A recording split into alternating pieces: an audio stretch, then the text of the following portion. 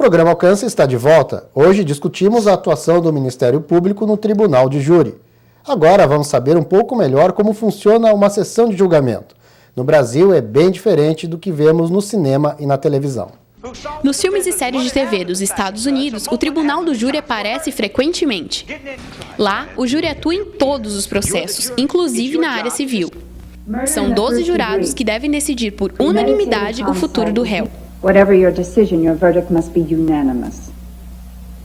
Eles até se reúnem sem a presença do juiz para definir o veredito. Enquanto isso não ocorre, o julgamento não termina. No Brasil é bem diferente. Só vão a júri popular os casos de crimes dolosos contra a vida, ou seja, quando o réu teve a intenção de matar.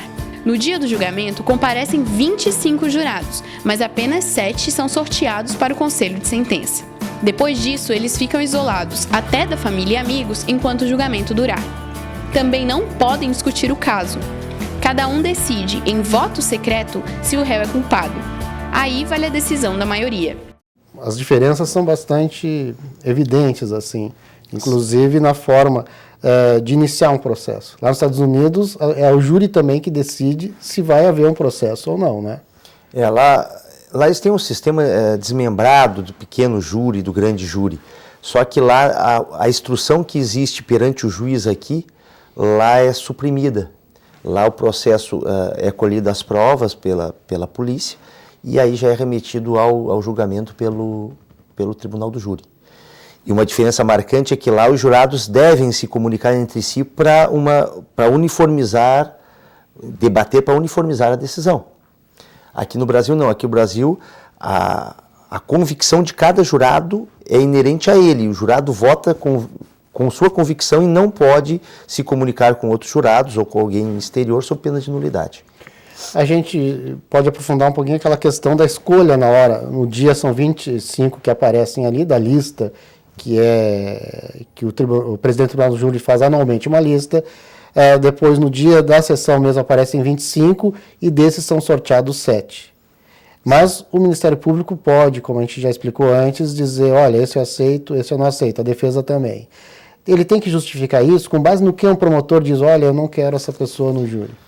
Essas recusas a nível ao número de 3 são as recusas chamadas imotivadas. Motivadamente, por exemplo, eu não aceito esse jurado porque o jurado aqui é irmão do réu. E sendo irmão, ele é impedido, a lei não permite que seja um julgamento. Por quê? Porque ele tá envolvido emocionalmente com o réu por ser irmão. Esse não conta nas 3. Esse não conta, essa é a tal recusa motivada. Esse tem um número indeterminado, quantas aparecerem podem ser arguidas. A motivada, eventualmente se vai fazer um júri, então se procura dentro da sociedade aquelas pessoas que estariam mais isentas de julgar. Eventualmente, se é um júri onde o marido bateu na mulher, eventualmente, a tendência das mulheres é olhar com mais rigor para aquele caso. Por quê? Porque elas se sentem afetadas naquele meio.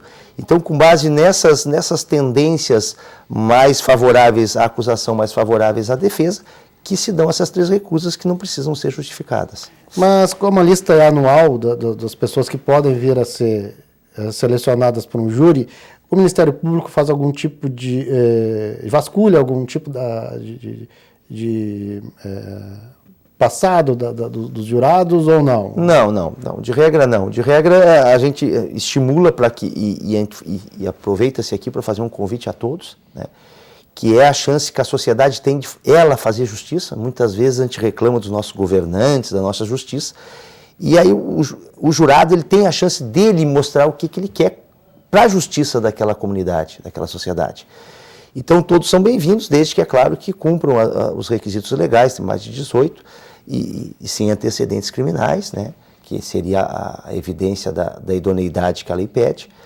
E aí as pessoas são bem-vindas para ajudar, realizar esse dever cívico, né, e colaborar com a justiça da sua comarca, do seu estado.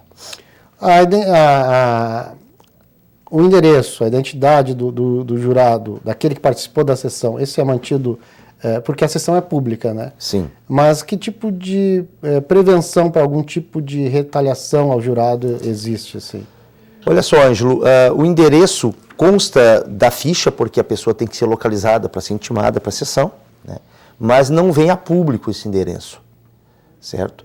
Lá, os jurados que estão lá presentes, eles não podem ser filmados. Então, quando a imprensa vem, o juiz já adverte que ela deve pegar um ângulo X de câmera para que os jurados não sejam filmados, né? Nem tampouco entrevistados. E a reforma do Tribunal do Júri ampliou a segurança dos jurados, por quê? Porque antigamente se abria todas as cédulas.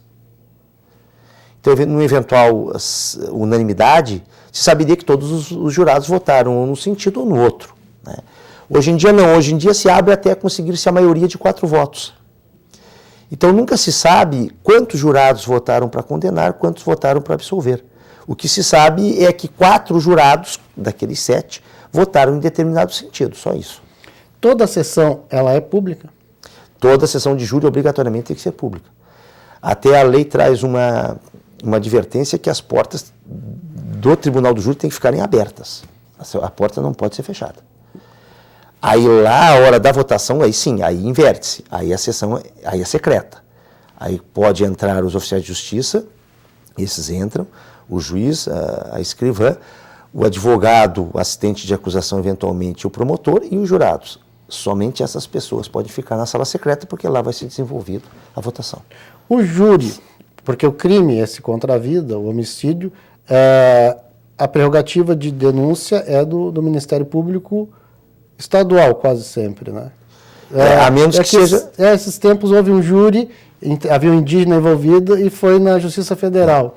Se for causa afeta a Justiça Federal, eu tive um caso lá em Lages também que eu pedi uma exceção de incompetência, que a Justiça Federal seria competente, foi um júri federal daí, que um policial rodoviário federal tinha assassinado um outro policial rodoviário federal por questões de serviço. E aí forma-se um júri, na mesma estrutura do estadual, com a única diferença é que o promotor vai ser um procurador da República, que é um promotor a nível federal, e o juiz vai ser um juiz federal. Esses dias também teve um em que o réu era um indígena, foi no oeste do estado, porque ele é protegido, ele tem a tutela do estado, o indígena? O indígena é uma situação dúbia, por quê? Porque em determinadas circunstâncias a competência cabe à Justiça Federal. Por quê? Porque os indígenas teriam uma proteção especial do Estado, né? Em determinadas circunstâncias, não. Neste caso, especialmente, se entendeu que a competência seria da União, e aí se instala o júri federal, que é a mesma coisa do estadual, só que com aquelas diferenças.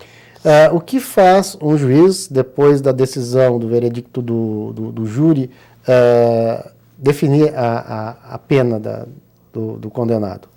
A partir da hora que o júri toma uma decisão, o juiz procede à chamada dosimetria da pena da mesma forma que nos outros crimes.